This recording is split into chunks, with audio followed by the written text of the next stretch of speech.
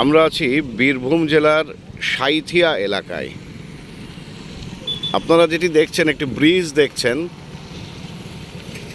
Bridge তো সাধারণত নদীর ওপরে হওয়ার কথা, কিন্তু নদীটি শুকিয়ে বলতে পারেন নদীটিকে হত্যা করা হয়েছে। দেখেন নদীর ভেতর দিয়ে রাস্তা, পুরো নদীটি একটি মাঠ হয়ে গেছে। এদিকে ব্রিজের নিচের অংশেও কোনো জল সেভাবে কিছুই নেই, আর নদীর ভেতর দিয়েই রাস্তা করে দিয়েছে। এই রাস্তা দিয়ে গাড়ি যাচ্ছে, আমরাও হেঁটে যাচ্ছি। আর আদতে আমি এখন হাঁটছি নদীর মধ্যে দিয়েই। আর দুঃখের বিষয়ে নদীটির নাম ময়ূরাক্ষী।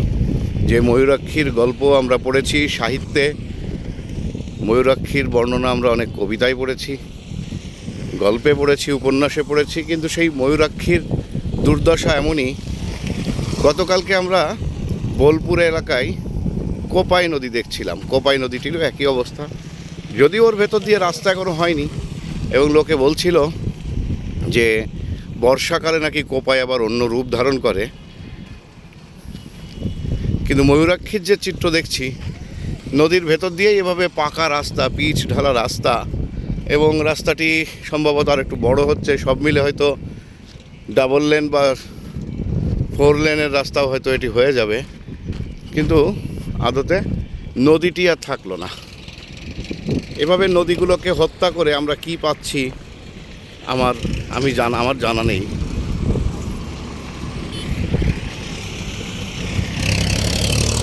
দেখুন নদীর ভেতর দিয়ে কত ভারী ভারী যানবাহন চলে যাচ্ছে।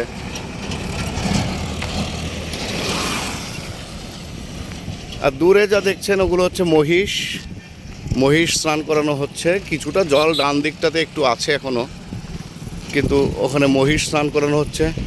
মানে এতই জল যে মহিষের হাঁটু ডুবছে না।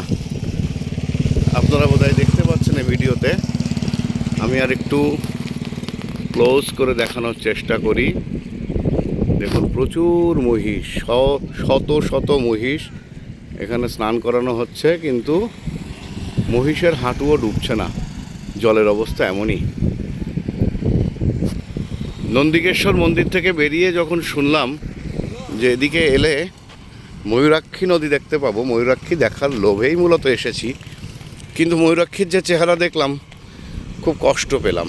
বাংলাদেশে যেভাবে দেখেছি যে নদীগুলোকে হত্যা করা হয়েছে, এখানেই পশ্চিমবাংলাতে তার আলাদা কিছু চিত্র দেখছি না।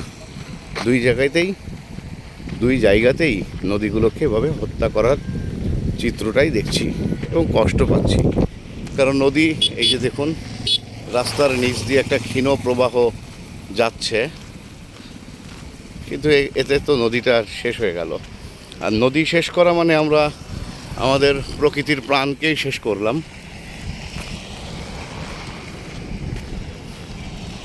আহারে ময়ূরাক্ষী, আহারে কোপাই। বাংলাদেশে যেভাবে শেষ হয়েছে নদীগুলো, এখানে তার ব্যতিক্রম কিছু নয়। দুঃখ।